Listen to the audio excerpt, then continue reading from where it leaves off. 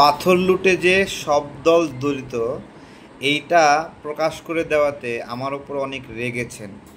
দেখেন একটা নিউজ, এই নিউজে বলছে যে পাথর উত্তোলনে একাত্মতা প্রদর্শন করছে বিএনপি, জামাত, এনসিপি। গতকাল রেজওয়ানা ম্যাডাম তিনি বলেছে এটা একটা বহুদলীয় চেষ্টা, বহুদলীয় লুটপাট, অর্থাৎ অনেকগুলো দল মিলে সংঘবদ্ধভাবে এইটা করেছেন। আমার প্রশ্ন হলো যে এবি পার্টির ফুয়াদ ভাই, আপনি এই পাথর উত্তোলনের পক্ষে স্টেটমেন্ট দিয়েছেন, সিলেটে গিয়ে প্রোগ্রাম করেছেন।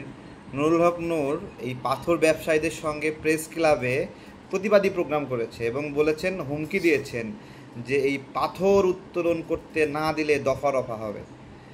এই ঠিক একইভাবে চরমনায়ের হুজুর তিনিও দিয়েছেন। আমার কথা যে বিএনপি তাদের একটা নেতাকে বহিষ্কার করেছে এই পাথর উত্তোলনের ঘটনায় বা পাথর লুটপাটের ঘটনায় সম্পৃক্ত থাকার অভিযোগ দিয়ে। এখন এই সেম এটা যদি আসলেই বহুদলীয় লুটপাট হয়, জামাতি ইসলাম একবারে ব্যানার লাগায়ে প্রোগ্রাম করছে এই পাথর উত্তোলন বিষয়ে। হ্যাঁ, তা আমার প্রশ্ন যে বিএনপি তো বহিষ্কার করলো, তাদের নেতাকে শাস্তি দিল, এখন বহিষ্কারই উপযুক্ত শাস্তি তা আমি বলবো না। তো অন্য যে দলগুলো আছে তাদের দল, তাদের নেতারা যে এই পাথর কাণ্ডে জড়িত, কোনো ব্যবস্থা নিয়েছে কি, কোনো ব্যবস্থা কি নেবে? এই যে বহুদলীয় চেষ্টা, আমার একটা পরামর্শ আছে, সকল দল মিলে 1000 কোটি টাকার পাথর সরিয়েছেন, এই পাথরগুলো আপনারা আবার আগের মতো এখানে এসে বসিয়ে দেন। আসলেই পারবেন কি? কত টাকা লাগবে বলেন তো?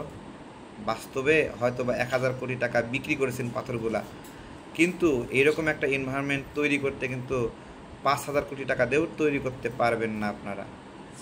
তাহলে ক্ষতিটা কি করছেন দেখেন, বিষয়টা বোঝার চেষ্টা করেন। আর পাথর উত্তোলনের সঙ্গে ভারতের নামটা জড়ায় দেওয়া হয়েছে, যে পাথর উত্তোলন হলো ভারতের বিরুদ্ধে যুদ্ধ, ভারতের বিরুদ্ধে লড়াই। ভাই, ভারত বিশাল বড় একটা রাষ্ট্র, বিশাল বড় বড় পাহাড় আছে, পাহাড় ভেঙে ভেঙে পাথর বেচে। আপনার কয়টা পাহাড় আছে ভাই, যেই পাহাড়গুলো ভেঙে ভেঙে আপনি পাথর বেচবেন?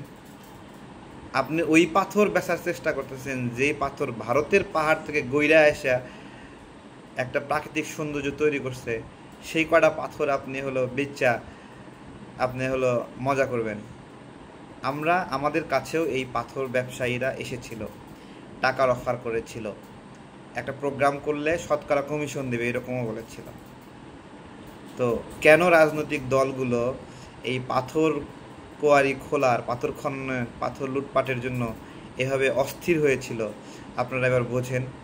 তো তাদের কি শাস্তি হবে আপনারা একটু মন্তব্য করেন।